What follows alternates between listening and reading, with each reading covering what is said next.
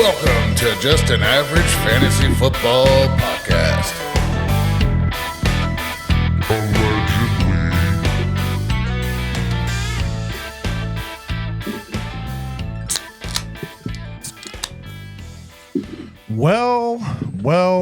Welcome in to Just an Average Fantasy Football Podcast. I'm your host, Daniel Hayes, with Matt Baker. That's me. And Larry Cowan. What up?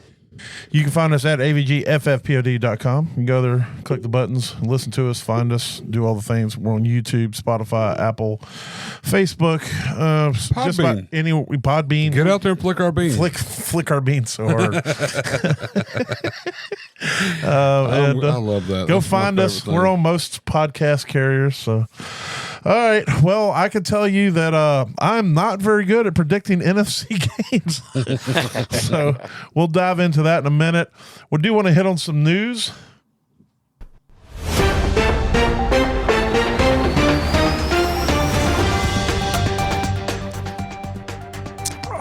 Mike Tomlin has said he is stepping down as the Steelers head coach.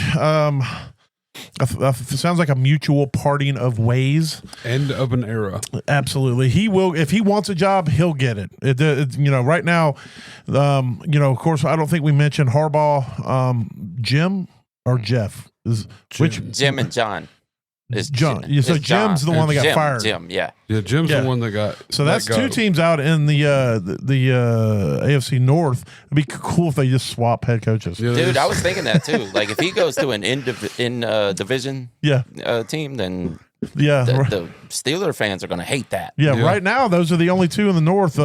Cleveland kept their head coach, and so did Cincinnati. So I got one thing to say to Mike Tomlin. Welcome to Atlanta, where the players play. Tomlin would be. That would be interesting. Well, he'll be awesome anywhere he decides to go. Could you imagine a 9-8 team in y'all's division? They would have won the division. Hey, if he had, I don't think he would be average or 9-8 or whatever it with Atlanta with the weapons because he didn't with have the way it those. works. With the weapons that he would have, quarterback is still. The jury's still out on that, but you bring him in, and the biggest issue with Tomlin though is he's always hired shitty offensive coordinators. Yeah, so it's like Matt Canada. Yeah, and then he went and got fucking your old head coach. Arthur Smith. Yeah. And so tiny mustache, tiny mustache. So your defense is going to be great, but he's going to hire an offensive coordinator that's only going to get about 40% of the talent out of your offense. So I feel like you'd be in the same boat. I will say, I feel like Kent Cousins looked a little better this year than he did last year, coming back off the ACL last year, and then of course Penix took over, but. Well, I mean, that's who Tomlin would want to play quarterback because he's always about those old dudes. Yeah, he wants the old guys out there throwing the ball. But I think I don't know what Mike McDaniel is going to do. I don't think he needs to be a head coach. But if somebody could pick him up as an OC, if he comes to Atlanta with Tomlin, that would be set. Yeah. That would be scary. But so Mike McDaniel's no one's been fired. Harbaugh's out as the Ravens head coach. Of course, we just talked about Tomlin being out. I wouldn't mind having Harbaugh either. Yeah, Harbaugh's a good coach. I mean, those guys are going to get snatched up. Harbaugh and Tomlin are going to be the prettiest at the beauty pageant. Yeah. The belle of the ball. The belle of the ball. That's what I was looking for. That's what it is, yeah. So I'm trying to think. I thought there were some other. Oh, Gannon's out with which is great. Nobody wants him. Yeah, no. And Arizona needed him gone. Mm-hmm. They need a lot gone there. They need their ownership gone. Yes. They need lots gone there. Yeah, they need to figure that out. We keep hoping that the Chargers are going to fire their entire offensive line and start straight from start scratch. over new. Yeah, look, for defensive keep players. Joe Alt, he was playing. injured. Keep Joe Alt, he was injured. Get all of them that started at the end of the season. Just give them their final pay and send them on down the line. Yeah, let them go. I was hearing something. I don't remember the exact rankings, but they were saying that at the end of the season, the PFF rankings for the starting O-line that was starting for him in the playoff game, there was only one guy that wasn't in the bottom 5 of his position, and that was one of their guards was ranked at like 17th overall. That every other, their center was second to last out of 37. That meant there were backups that were graded better than him by PFF. It was absolutely. Their left tackle was, I think he was dead last. So it's like, look, I always like Herbert. I think Herbert's a good quarterback. There's 0 quarterbacks in the league that can do anything behind that O-line. 0. Maybe Joe Burrow. Well, maybe just because he's used to it. Well, it's the same O-line he had 2 years ago. Exactly. I think it's the same people. Well, Burrow went to the playoffs, Super Bowl. You should be able to too. Yeah. Yeah, it's not what it was. Yeah. So yeah, the coaching carousel is underway. I think that's probably all the firings that are going to happen have happened. I know that they fired Greg Roman is out as the OC also for the Chargers. I'm not sure. I don't know about that. I think Greg Roman's a pretty decent offensive coordinator. They need to fire their offensive line coach. Yeah. But he's out. The offensive coordinator for the Eagles was fired as well, which that needed to happen. That guy was straight buns. That last play in that playoff game, like he called 4 verticals on a cover on cover 4, and it's like you played right into their defense. And got smoked. If you watch the replay, it looks like Jalen when he's told they call the timeout, they go get the play, and it looks like Jalen is looking over at the freaking head coach like, this is what you want to run? Are This is you really sure? what you Are want me you to sure do? this is what we want? Okay, Look, fine. If this is what you want me to do, if you're ready to lose, He looked like he couldn't believe the play was being called. So I don't know if that's what was going on, but that's what is being insinuated. So he's out. But I do think America is happy that the Eagles are out of the playoffs. Yeah, the Eagles like- and the Chiefs are out, but it's it's funny. It's like everybody's looking at the Patriots. It's like that Thanos meme where it's like, everything you've done, what did it do? It brought you right back here to me, and so we're right back here with the Patriots. It's I get it, But this Patriots team feels much more fun than the old and ones. way more likable. It does. Now, Yeah. after they win 4 Super Bowls, we'll probably hate Drake hate the May. shit out of them. Probably, yeah. Like, who the hell are these guys? Once he turns into Yeah. the next Brady. Yeah, Yeah. so shit. Oh, he's So- already has more rushing yards than Brady had his career. So Well, that's true. I think that him But- becoming Brady might not be what we're looking at. But as we see, this thing that seems to happen once these teams have a whole bunch of success, yeah, it's easy for me to say. everybody hates him. Yeah, like Patrick Mahomes. Everybody Oh, God. loved Patrick Mahomes, and Oh. now everybody hates him. They- Well, it's the same thing. Like everybody hated Dale Earnheart in NASCAR. Yeah. They all loved Jeff Gordon, and then Jeff Gordon started winning, and everybody hated Jeff Gordon. So it's whoever's on heavy is the head that wears the crown. You're always going to hate who's on top, unless you're the fan of them. Yeah, there I want the Panthers to get to a place where everybody hates them. Yeah, that's when you know they're winning. They're winners. At It that was point. fun while it lasted, but fuck them. Yeah. Speaking of that, it was a good game. I didn't get an opportunity to watch most of the second half. I was watching like the score change on my phone. I thought we had a real chance there to win it. I am proud of how they turned I out. really thought y'all were going to come back and take it at the end of the game. It was. I mean, they it was took that the It lead. was very close. They took the lead with what, like a minute and something Yeah, left, but not it's long. like you gave Yeah. Stafford way too much chance. Yep. And then they got the ball back with 3 timeouts. They still had 3 timeouts for 38 seconds, but they could not move the ball when it mattered. They couldn't. And a field goal would have tied that, so they just need to get in field goal range. But the way they played in the first half, they muffed a punt, and then Bryce threw that pick when he was working down towards into the red zone.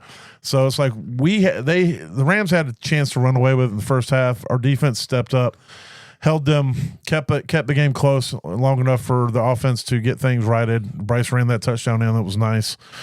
Going into halftime, they were only down by 3 points, and then it's just, Well, guys like Josh Allen and Matt Stafford, they step up in that last drive. Exactly. Yeah. It was a great game. Like I said, I saw it being a little more distance between it, and I didn't think that the Panthers would have a chance to win, let alone tie or even tie. And they absolutely. did. They did at the end of it. So I was. Like I said, I was shocked, I guess, would be the term for that. But it was a great game. Well fought. Definitely well fought. San Francisco went into Philadelphia and took it from them. That was like we just talked about. That was good to see. It's always nice seeing Philly fans upset. That's always a good time for me. No doubt Yeah. at all. And so CMC did what he did, 100+ scrimmage yards. Got that touchdown from Yeah. Jennings, Yeah. baby. Yeah, he Even did. caught a touchdown. Jennings has as many touchdown passes in the playoffs As Justin Herbert. Yeah, they're the same. That's fitting that you beat the Eagles on a trick play. yeah, exactly. Yeah, It's just- exactly. it's very fitting. And so that was a cool game to watch. Then there was the shitty game. The Sunday night game was absolute ass. That Chargers Pats game. I felt bad for Herbert, but the Patriots did not look like a team that I've got predicted to go to the playoffs. So I don't know. Offensively, no. Defensively, yeah, yes. yeah. The Chargers have a good defense, but they act like they had the fucking shutdown of defense of the century against the Patriots. I personally, this game made me doubt the skill of the Patriots offense a little bit. Being a playoff game, I understand the lights brighter, and it's his first time in the Those playoff guys and all, haven't but been there, yeah. But it felt like you watched the Patriots this season. It was like this should have been a game that they were 26 up at halftime. Like they should have been. They should have been. Well, you saw what Houston did. They smacked them, and they played like shit on offense too. I feel like that this should have been a good offensive side, even though the defense is good, and it just was meh. It was like they did enough to barely, win the game, and I don't think that's going to transpire well to the next round. So I mean, even though I do have them winning, but it's the thing you can hope is sometimes teams get games like this where it's like maybe they were riding high, maybe they were smelling their own farts, thinking that they already got it in the bag, and then they go and play that close game, and now it's like it's a good time for Vrabel to go into that locker room and be like, you got to understand. This is the time of season where you have to play your best. You can't go do that and get away with it every week. Well, a lot of them too is they just have their cherry pop. This is their first playoff game. This is, like I said, the lights brighter, so they can turn around and come back from this, and make it look better. But it was ugly. They are even more battle tested. Oh yeah, point. no, exactly. It definitely makes it maybe a good thing. Yeah. And talk about battle tested. The Bills taking out the Jags. That was a gutty ass performance from Josh Allen. He came into the game with 2 injuries. I think it was a calf and an ankle, and then he got like 5 more injuries in the first 10 minutes of the game. He was in the medical tent. Every time I turn around, every time I turn around, I'm like, oh shit! I guess it's time for the biscuit. It's freaking crazy. I'm over here going, why is he spending more time in the blue tent than on the field at this point? At that point, you're thinking, well, Jags are going to the Super Bowl. Yeah, it's done. Yeah. This shit's done. I mean, really I had was. Jags winning that game either way, but Josh Allen's resilience carried him through. There were some big catches by Cooks. You can't maybe they can start getting him more involved, and he can start becoming more of a receiver in that offense. As he was the only guy left. Yeah, that's true. Gabe Davis left the game. Keon Coleman had a big catch in that game too, surprisingly. Oh, is he a guy? Not according to the Bills. Exactly. You're right. I will say this overall: Shakir went 12 for 12 for 82 yards. That dude was just he was money. I call him Team U and Amon-Ra St. Brown. I might have to raise it up to Walmart Amon-Ra St. Brown. It might be. I can get behind that. Kincaid stepped up. Knox had an okay. I mean, it was just like Knox had a touchdown, didn't he? No, Kincaid did. Oh, Kincaid. Yeah, but he went 3 for 30. And James Cook, James Cook was just kind of middling. He had 15 carries for 46 yards, but against the number 1 rush defense in the league that I didn't realize. But he was being. I didn't realize it either until you told me. He was being held back, but it was enough to allow Josh Allen with his broken hand that he smashed on his O lineman's helmet. To be able to put some. There was not a lot of deep balls thrown except to Cooks a couple times, but it was a good game. I don't know. I was stressed to the max, man. I didn't. Games like that is where legends are made, though, and that's a good start. It's definitely where they need to be. So we'll see. The next round can get very, very, very, very, very. And then last night's game was also ass for the most part. The Steelers, Texans at the Steelers. Bon voyage, Aaron. Get the fuck out. We're tired of watching your old ass play. Could you imagine if he played for the Texans right now? I'm sorry. I just thought that would be hilarious. Him on the other side of that, it would have been great. He wouldn't have to do much. Texas defense just wins games. Yeah, apparently CJ Stroud could fumble it 5 times. And how many of the 5 did he lose? 3. Okay. No. Well, excuse me, 2. One of them got recovered by Woody Marks, and he got on top of the other 2. But they were like, one of them was. his straight fumble. There was a couple bad snaps. I don't know if their center was new or. Well, it's probably the same thing we were talking about with the Patriots. They're popping cherry. This is a young team, a young coaching staff, and they have been to the playoffs before, but it's still a big stage. You're in Pittsburgh on Monday night, and you sent a meme earlier today, which I didn't know why you sent it, but it pertains now that they haven't lost until last night. The Steelers hadn't lost a home Monday night football game in like 34 years. 34 years. And I think that it comes down to 23 games or something. Home games or something. It's insane. Like they, by all accounts of like statistics and shit, they shouldn't have. The Pittsburgh Steelers shouldn't have lost. But it wasn't a good game, but it was still crazy. Yeah. No. But it's kind of crazy that C.J. Stroud could break the curse because he's been known throughout his entire career as the guy who never won the big ones. And he was playing like he didn't want to win a big one that time. Yeah, it was a very ugly game on the offensive side of, and they did lose Nico Collins, which I don't know what the official injury cheering? was. You were cheering when he went out? I was like, you know what? He has beef with Nico. Yes. Nico's his new McKinnon. It's a little different, but yeah, it's close. But no, I don't know. I hate to see anybody get injured, no matter what, even if you're good or bad or whatever. But they did lose him, so I don't know what's going to happen coming into the next game. They're saying concussion protocol, but he left the field on the cart to go to the room.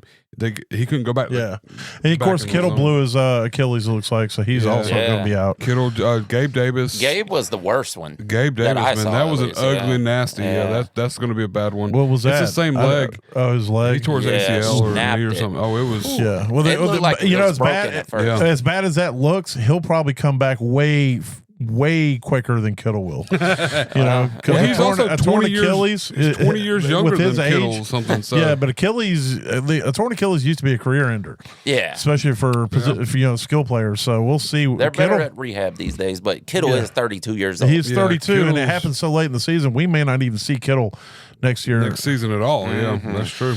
All right, well, I'm going to go ahead and just give my predictions. I had to completely redo my NFC brackets. I've got the 49ers winning and the Rams winning, and the Rams making it to the Super Bowl now. I'm not giving my reasons because it don't fucking matter. That's just what I got. So I now have a Patriots-Rams Super Bowl. I do have Denver beating the Bills. Now, I did have the Bills losing in the first round, so now I had to redo the bracket. I have the Texans losing to the Pats this week, and I've got the Bills losing to Denver this week. So, and then I got the Patriots making the Super Bowl against the Rams. That's my new bracket. So you have Denver winning.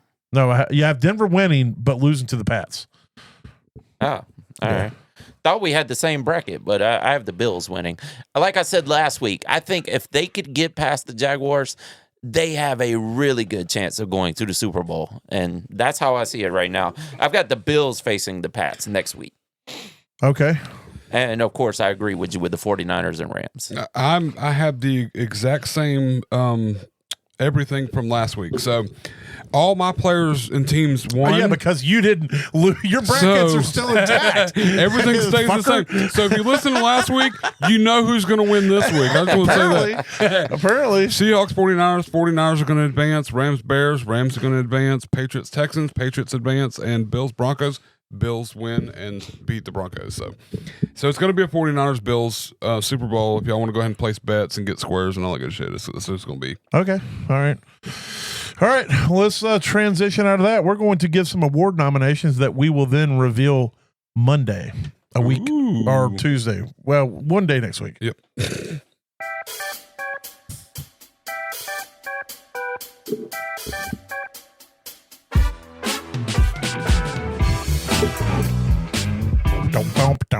That's the jam I was playing when the Eagles got eliminated. So we could do it Monday because all the games will be played.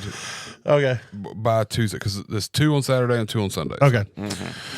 All right. Well, we'll start from the bottom and work our way up. We'll start with it. We came up with a new category this season. This is the boom or bust player.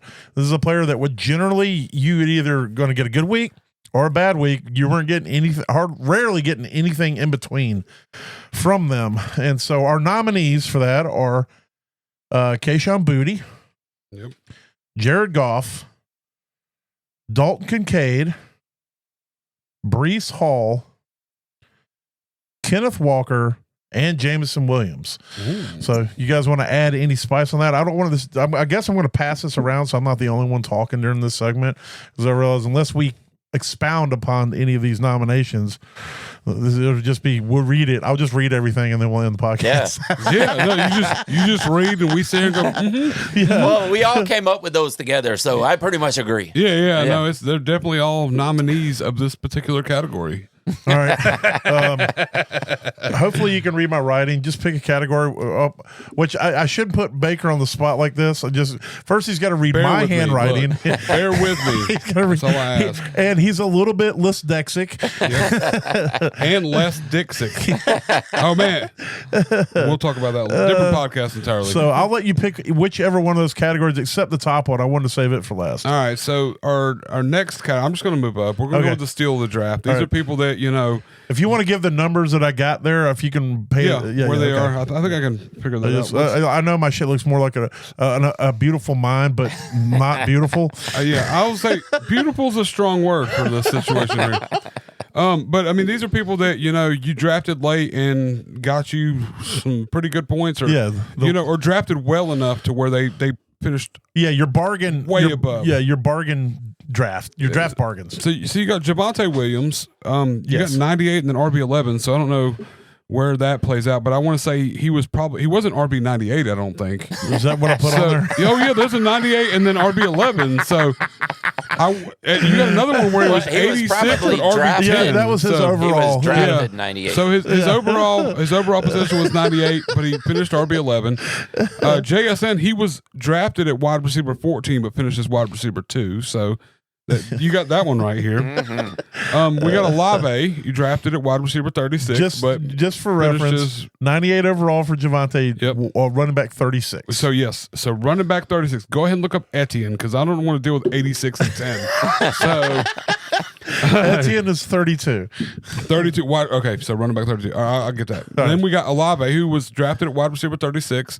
Finished as wide receiver 6. See, that's crazy though, because a lot of people might, if you were in a smaller league, you would have dropped Olave at some point. Oh yeah, not even thought about it. Olave to me, if we had we should have a category that's like the phantom top player of the season. Yeah. You didn't even realize. I heard people who were like, "Yeah, Olave finishes the top 10." I'm like, what the fuck he did? You're like bullshit. Top 10 and players that surprisingly finished the year because they didn't get hurt? Who didn't get a concussion one year? Yeah.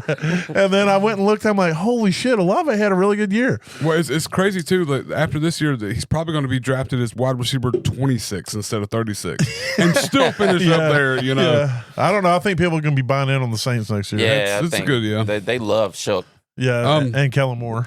Drake May finished as QB2. We don't know where he was drafted because it's not written down, but I want to say it was like QB24 or something like that. Man, I don't know who made that list, but that motherfucker needs to get way more organized. You were worried about my reading ability, not my not reading stuff that isn't hearability. Drake May was QB16. QB16, he finished QB2. Matthew Stafford was...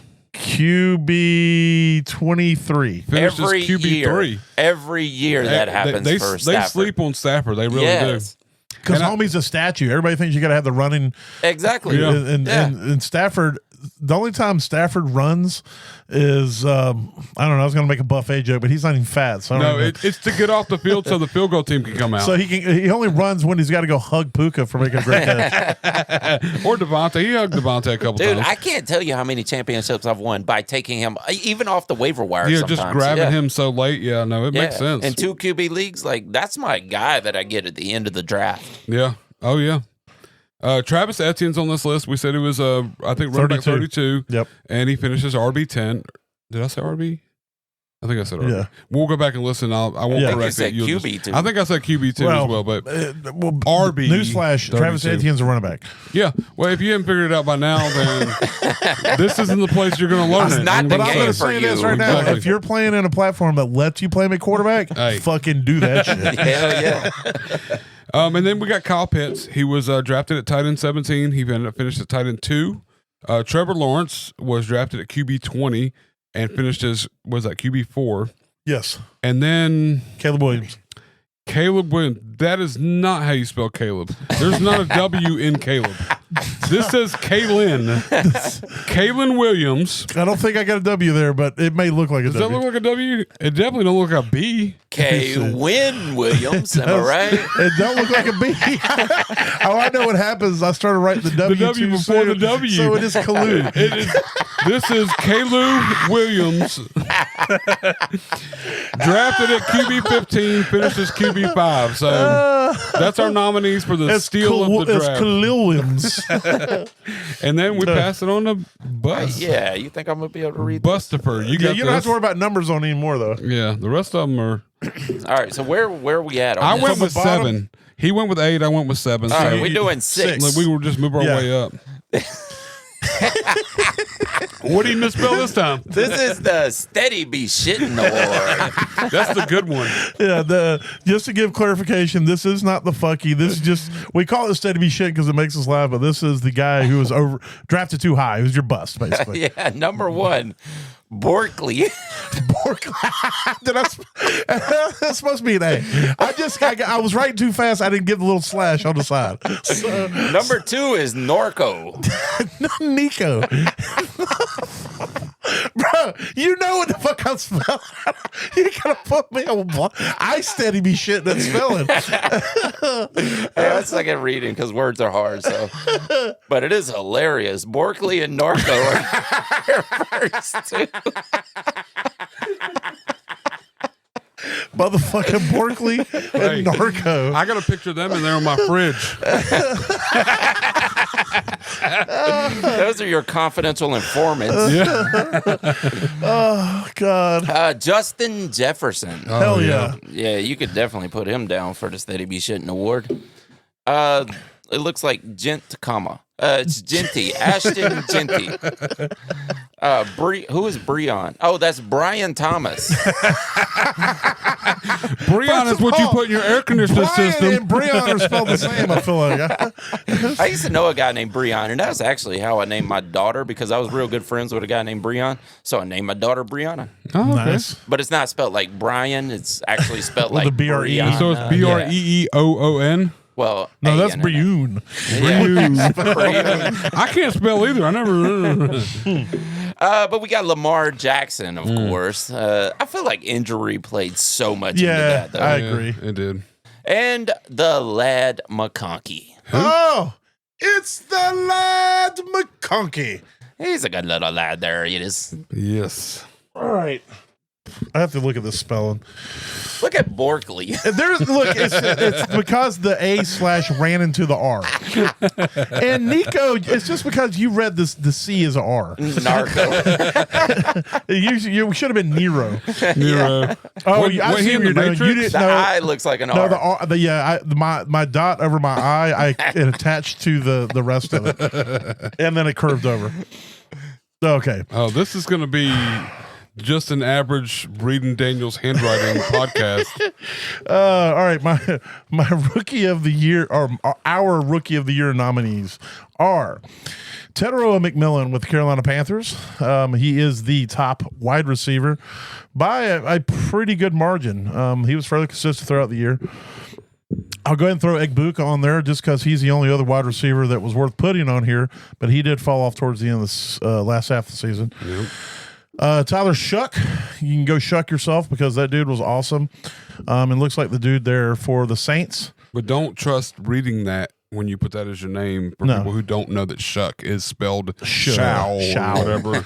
Yes. You know Go what? Shao yourself. Yeah. I go back and forth, though, thinking of, is he going to be overdrafted or underdrafted? Next year, Yeah. he's a quarterback, so he'll probably be underdrafted unless he's in maybe in Superflex. He can be Superflex is over. He'll be Yeah, overdrafted. The range of outcome for next season for him is actually pretty wide. I know Yeah, 100%. a lot of people want to believe I that. think he's going to be a really good. good NFL quarterback. His fantasy output, I think, is going to be somewhere in the lines of like a Bo Nix type player, where he's going to have you're going to have really good games. He might use his legs. He might rush 400 yards a season and maybe 6 touchdowns.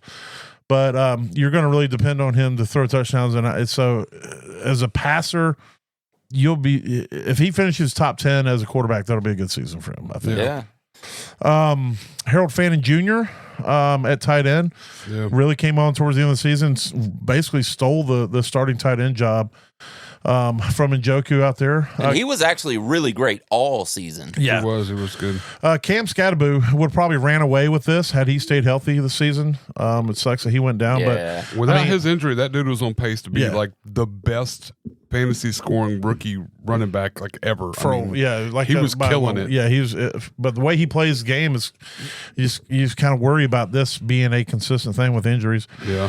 His teammate Jackson Dart at quarterback, he did have his ups and downs, but man, when he was on, dude was money. His ability to run the ball and score touchdowns. He was out there doing his best to just score you 30-something fantasy points a week. Travion Henderson, dude is electric. Boogie, woogie, woogie. He's the fastest dude on whatever field he's on. And, he was one of those, it's like he could have 6 fantasy points going into halftime and finish with 30 because he'd score 3 touchdowns in the second half. If he was just a little bit better of a blocker, he'd be on the field a lot more. Absolutely. And we wouldn't even know who Ramondre is anymore. Yeah. I think that's a big hurt for him that we learned this year. So we'll see what happens next year. So. I think Tyler Warren would have been way up there in the chances to win this season as the rookie of the year had the quarterback situation stayed consistent. Yeah, Daniel Jones would have still been there. He was balling, but he kind of fell off the map after Daniel Jones went down. And then Quinshon Judkins, he was just kind of hot or cold, but he did flash a little bit, and I think he's got a pretty bright future there in Cleveland if they can get everything sorted out there. Yes. All right. That's the key word, is getting everything sorted out in Cleveland, because when has that ever happened? I know that's never. It's when I take them on fantasy, it's year 2, man. We generally in the Super Bowl, but yeah. but then I move them to Honolulu after that. All right, now we got best or just waiver wire ads. These guys are people you picked up off waivers. Yeah, this is your best waiver wire. It's not just any waiver wire. This is the best. You're gonna be happy. Yeah. You have to get that guy. You got to Ty Johnson. Probably didn't win anything for you, but he was on the waivers. So But waiver wire ads. We got Michael Wilson. Yes. Had a strong dude, was basically Jerry Rice at the end of the season. Absolutely. And then the guy throwing it to him, brisket. Jacoby Brissett came into this and it's like, you know what? I'm just going to be a QB1 every week. Just like it. He did hurt you there towards the end, but overall, dude was absolute beast. He's like, look, I have Michael Wilson and I have Trey McBride. You people don't stand a chance. Now, if they had a running back, imagine what he could have done. They might have won some games. That's what I'm saying. Next season, and then we got Wan'Dale Robinson, who was, everybody was sleeping on in the beginning of the season. He kind of went on, and he's kind of become the shortest top receiver in the league right now. So Kenneth Gainwell, another one that I don't think a lot of us even saw to be what he did. I mean, he produced really well. He basically became a steady flex play for you. A lot on the pass catching side of it, but I mean, still, I think he was Aaron Rodgers' bestest receiver. There is not a single analyst, and I don't even need to look this up, in the entire world that predicted that. Yeah, the Gainwell was going to be I think he 6 might, targets a game or some shit. I don't know it to be true. I'm going to try to look it up, but he may have led the Steelers in receptions. That's, I wouldn't be surprised if that's true. I really wouldn't. Because it felt like every time I turned around, Aaron Rodgers was turning and throwing at Kenneth Gainwell. I mean... I'll try to look that up while you're finishing up. Next waiver wire, Alec Pierce. This is one that even I thought was going to fall off entirely when Phillip Rivers joined, but he had some big weeks even with Phillip Rivers. So that was his boy. Some guy that is now the Jaguars receiving core, Parker Washington, shocked the shit out of me. But that dude is uber talented, man. Dude. He is uber talented, and we're going to see a lot more out of him. I think it's sad to say, but I think we're going to see a lot more out of him. Harold Fannin, a repeat here. Everybody was stuck on Njoku and the Flacco combination, and it just didn't work out. Harold Fannin stepped in, took over, and and the curse of the rookie tight end. a lot of people fall short of that. Yeah, we had like 3 up until this point in the entire history of football. Yep. And this year we had like 5 breakouts. Yeah. Rico Dowdle for the Panthers. I feel like there's a Panthers in every one of these categories. I think this shit's rigged. I don't know what you're talking about.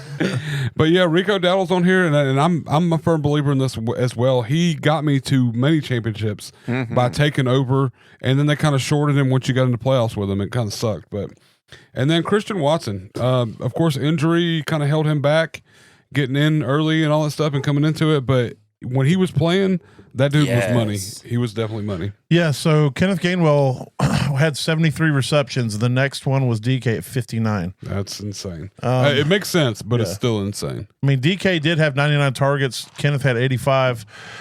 And DK had more receiving yards, but Kenneth Gainwell was basically 15 targets more. He was just a walker outside the line, the O line, like the walker he was holding. That Aaron Rodgers held to stay up or whatever. It's like a cane's throw away. We'll say. Nice. All right, we got the aptly titled and very fitting for this podcast, the Just Average Award. Yes. These are the guys that were just average the entire season. They didn't have any booms or busts. Well, I guess you could say some of these guys had some booms and some busts, but in the end, they didn't kill you or win you a championship. For the most part, you just put them. You played them every week, and you were generally happy, rarely excited, and rarely mad. It's more about consistency. All right, at tight end, we have Brenton Strange. Yeah, except for when he was hurt. I mean, he actually had somewhat bust, but as far as the tight end goes, he was somebody you knew if he was out there, he was getting targeted. He wasn't going to kill you. The guy I called for a breakout this season, so that worked out pretty well. He broke something, but it caused him to miss a couple weeks. But broke some hearts, I guess. Yeah. We have Kyron Williams. Now, I do take a little bit of exception to this because some umbrage. Yeah, I felt bad putting him on there. He did finish as the running back 9. We might have to scratch him off the list. I just went and looked at his stats. He didn't have any boom weeks. It was all like 13, 14. He was all like right in that range, and you weren't getting those 25, 30-point weeks like you usually get out of him. And so, but again, he did finish at 9. He was the most average, that he was so average that he was actually above average. Yeah. With the emergence of Corum too, kind of. That's what it was. Away, he was vultured for most of the season. That and Devontae Adams had to catch every touchdown of the season. But other than that, other than the touchdowns, he was a really good running back this season. Yeah. We have, of course, Ted McMillan. Yeah. I mean, there's the Panther for the category. Yep, exactly. Oh, yeah. I've heard that name before. Do you really have one in every category? Guys, we all agreed on this. This is the insane part. I put Tet on this list. On this one, I nominated Tet for this one. So, yeah. I'm just saying, I was like, I looked at Baker and I was like, can you think of a wide receiver we can put on this list? That might be average. Yeah, that's young, is kind of a rookie, plays in the NFC South. And Baker's like, I don't know. What do you think about Ted McMillan? I'm like, I wasn't even thinking about that. Yeah, I wasn't even considering that as an option. This guy should get the mediocrity award for his entire career. He was actually a superstar at Tennessee, but he became, almost covered up in depth charts once he got to the NFL. And now he's somewhat of a good wide receiver, but it is Juwan Jennings. Yes. Yeah. He's also a good passer too. I mean, he throws touchdown passes. All he does is throw touchdowns. He just throws touchdowns. He was a high school quarterback, as a matter of fact. Well, we got Chris Olave. Yeah. Olave is another one. He finishes the wide receiver 6. He might be another one we might be ranking a little too high, but again, he's kind of in that same mode with Kyron where he didn't have any explosive weeks. It was just real fucking solid all year. It's been good. It's just consistency all the way through the year. The guy who you probably drafted way too high and probably you didn't make the playoffs because of it, but was Baker Mayfield. Yes.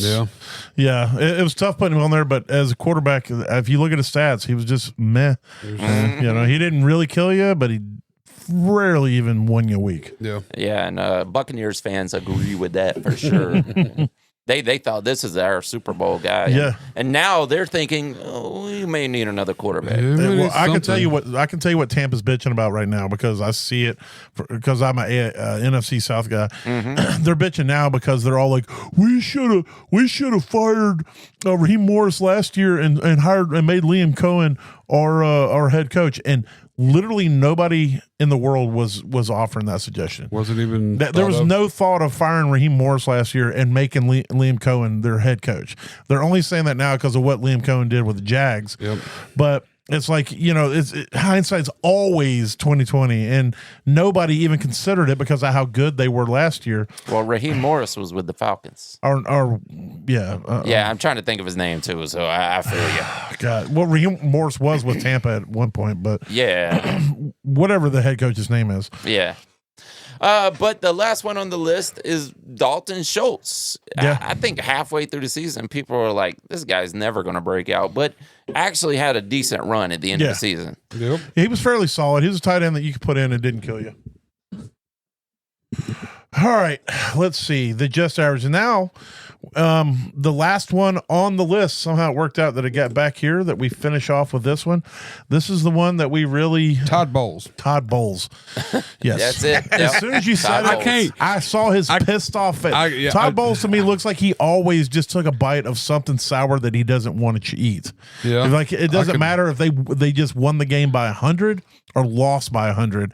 When you look at his face, it's like, dude just took a sip of expired milk. But he kind of inherited that job too. He did. He was. I under think he was. Arian. What's his name? Bruce Arian. Bruce Arian. Yeah. And then he was the next guy up. I mean, he's done an okay job, but a lot of their success. He's supposed to be a defensive guy, and to be honest with you, their defense has been straight cheeks absolute for the garbage, last few years. especially their secondary. Yes. He was an absolute abject failure with the Jets, though. Yes. Yeah, so is everybody else who's ever been That's with true. the Jets. Yes. All right. The last one on the list is the Fucky. And the Fucky is our award-winning prize. This is the most prestigious award that we give out. This is the one Is prestigious the word we should use? for us. Yes. Okay. It's the award we give to the player who ended up, by our estimation, on fuck that guy the most. We don't go back and figure it out. We try to go back through our list and look, but this is one that pissed us off the most as fantasy players, as somebody we drafted and depended on them, and they just kept shitting. This really should be the Steady Be Shitting, but the Fucky has been around longer than Steady Be Shitting, so we'll stick with it. Well, Steady Be Shitting, you expect the guy to shit in Yeah, the you end, kind of right? know. So the Fucky is a guy you're like, he was supposed to be my guy. He was supposed to be Not a really. league The winner. Steady Be Shitting, we made the draft bust. So Yeah. either way, they Steady Be Shitting and be fucking your lineup. Yeah, I guess so. And the number one nominee is Justin Jefferson. Justin Jefferson had a terrible year. Again, it's surprising that he finished as well as he did, because I think you said he finished 22 and half point PPR. and Wide he- receiver 22, not yeah. overall, but 22 wide Yes, receiver. and he actually broke 1,000 yards, which was I did not think was possible. 1,048. These got to be guys that you could not take out of your lineup. Yes, Yeah. that's You're like, the problem. I have him. I have to play him. I know Exactly. he's going to shit. You have That's- so much yes. here. You're just like, eventually it's got to break Yes. away, and we keep putting him on fuck that guy because he should have done well, Right. and he did not. Saquon Barkley is on that list. He had an year, kind of much of the same thing as Justin Jefferson, but based off of where they were drafted, both these guys were top 5 draft picks, and both of them were Yeah. not top 5 finishers. Overall, And they hurt you more than they helped you throughout the season based Yes. off of the draft capital that you spent on them, the fact that you could never bench them because you knew as soon as you benched them, they were going to put up 40 fucking points. and you had to play them. You were forced And to. unfortunately, you played them and they Yes. never did. Yeah. Brian Thomas Jr. He was doo-dooing on all lineups all year, and he never stopped. He never quit shitting on lineups, except for when he was hurt, and you were like, "Thank God, I don't have to now put him I in." don't have to put him in my fucking lineup." Well, thanks to Travis Hunter, I did not have him Yeah. anywhere. Ashton Genty, he was drafted way too high, and he absolutely decimated your lineups. DK Metcalf. We just kind of went over his stats. He didn't break 1,000 yards this season. He was the second highest receiver on his own team, and he was paid to be an absolute monster. So we'll see how that works out in the future as they clean house there in Pittsburgh. TJ Hawkinson. This is probably the last year we'll even consider him for the fucky because this has been a couple years. Well, and it hurt me specifically in a league that I still won, weirdly enough. But I traded to get him because I thought it was an upgrade at tight end. But apparently, I just ran Hunter Henry the whole season and was like, I don't even need this guy. So luckily, I traded Dylan Gabriel away to get him, so it didn't really matter. Yeah, whatever I did. So, but it still hurt a little bit. I definitely had a league or two where I had to play him because there was not shit. These tight end premium leagues. There's nothing on the waiver wire. So. I had a dynasty league where, thankfully, it was a tight end premium, so his stats weren't as bad. But comparatively to other tight ends, he was still shit. Oh yeah. But I had to play him all year because I had nothing else. And it was a 14-man dynasty, so there's nothing on waivers. Yep. David Montgomery, dude. David Montgomery was garbage all fucking year. That dude was like my late round darling last year, and he was late round ass this year. Yeah, it was pretty and bad. then these last two, they're just on here because of how much they pissed us off. Mainly at the beginning of the year because these two we got away from. We said fuck it. These weren't names you had to keep playing, but based off of the hype coming into the year, the way that they finished last year and whatnot, we thought it was gonna be good. But Evan Ingram, the fucking Joker. Yeah. Oh my God, he's our Joker. He's gonna get 100 targets. He's gonna be this amazing fucking tool that Bo Nix is gonna use. And turns out we're the tool. Yeah, for believing it.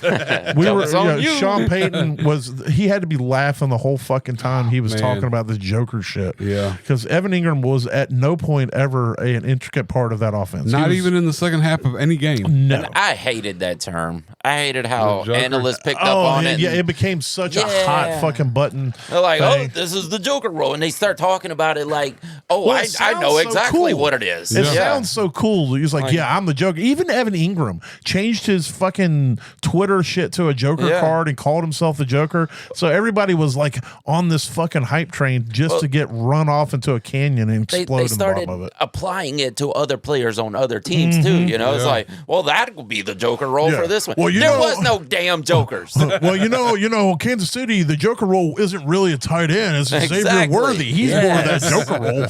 So they started like trying to expound out onto what the Joker is. So stupid. Yeah, fuck Sean Payton. And we're all the fuck Jokers. the Joker role. Yeah. Stupid. And then last and certainly least is Jerry Jeudy.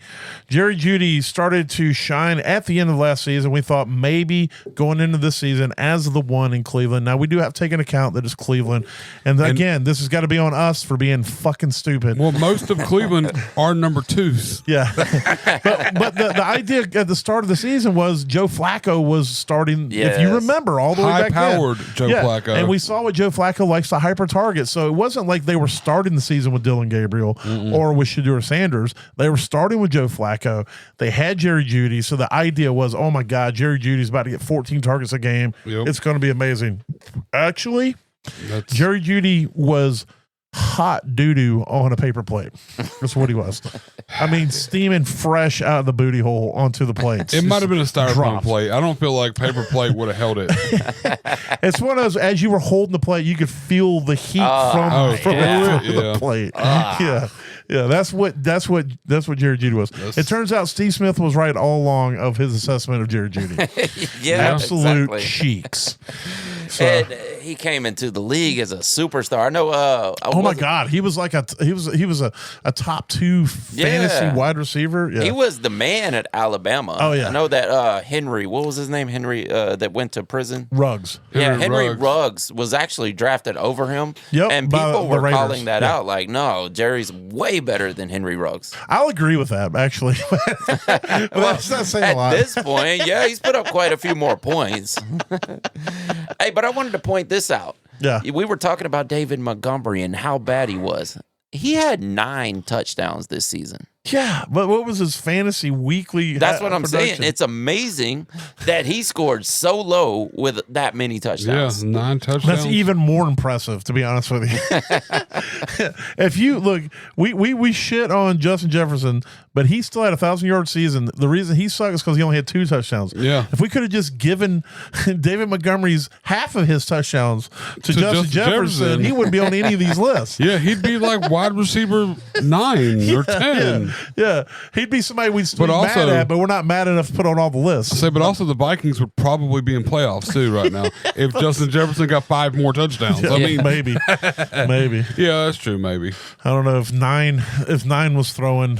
I don't know. Dude. Yeah, it's the worst. Yeah.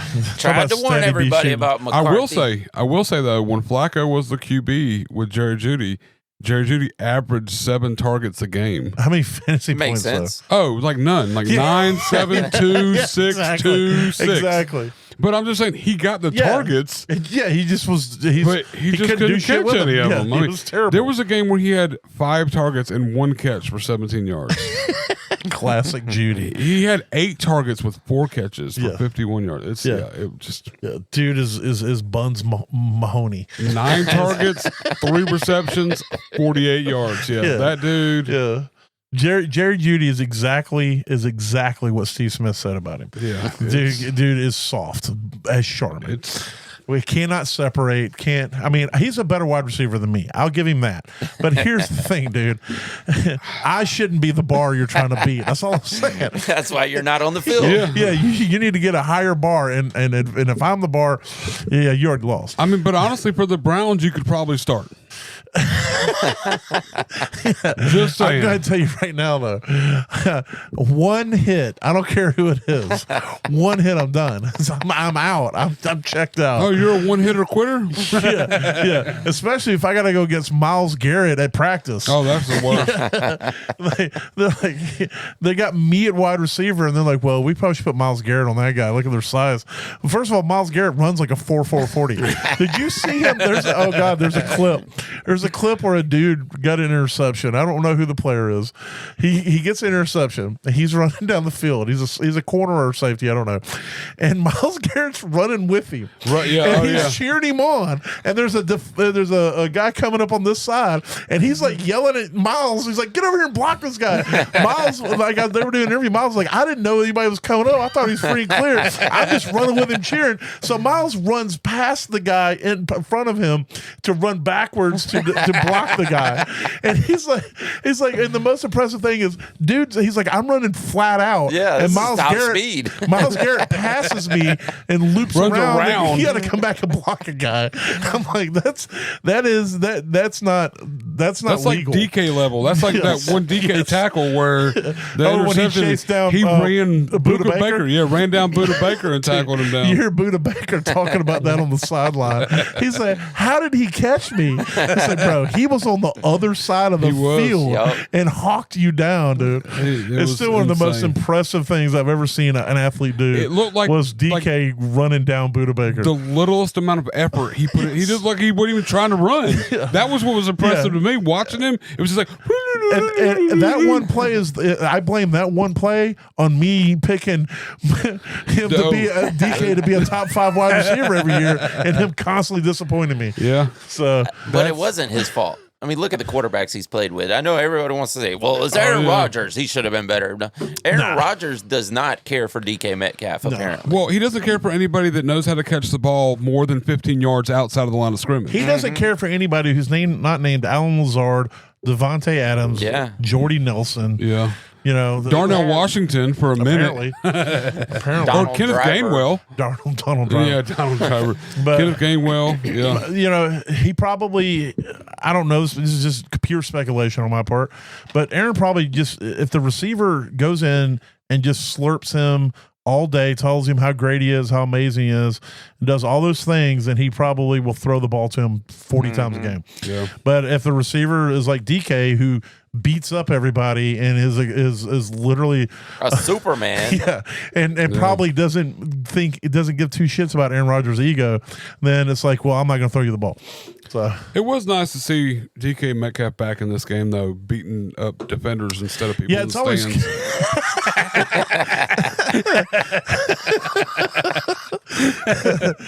DK's steady be fighting. Oh, yeah, no doubt. I was so hoping No we would have doubt. got George Pickens and DK this year, though. Man, that would have been gold. I'm like, man, you got to it's during practice, the opposing teams are going to have MMA trainers working with their corners. It's like, look, these guys are, here's what happens with DK. You got to use his force against him. Yeah. Grab and twist, pivot and turn, throw him to the side. Stay away from his hands. Yeah. Keep your hands, okay, keep your guard up and your feet moving. They didn't even make it through preseason where they're like, we got to get rid of this other guy. Yeah. So they traded Kenny, or not. Yeah, we don't George need Pickens. both our wide receivers getting arrested for beating up all the corners. Oh, man. I would love to see them in practice fight over a catch, though. Yeah, those two. Oh my They're god, both running similar. No one would be able to break them up. Yeah, I know. DK just pick Pickens up by one hand. And Pickens completely fighting the whole Yeah, time. Pickens no. still swinging at him. Yeah, He's reaching out, grabbing other people around him, throwing them into DK. Oh, it would have been gold. God, Like a Wolverine what versus could a have pit been? bull. Yeah. What could have been? All right. Well, we're down to one a week, so we'll be back next Monday.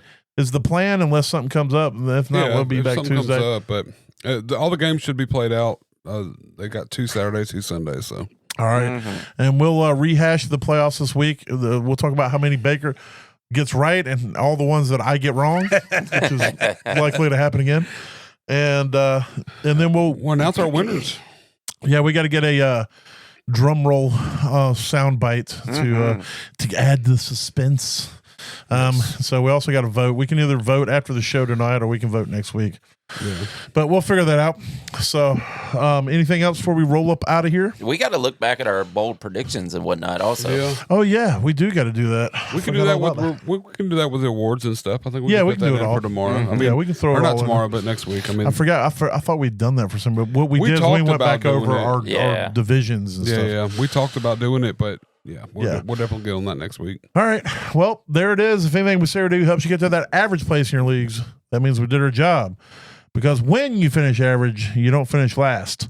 So I hope you guys have a good week out there. Good luck if your team's still in the playoffs. And we'll talk to you on the flip side. Later. Deuces. Holla.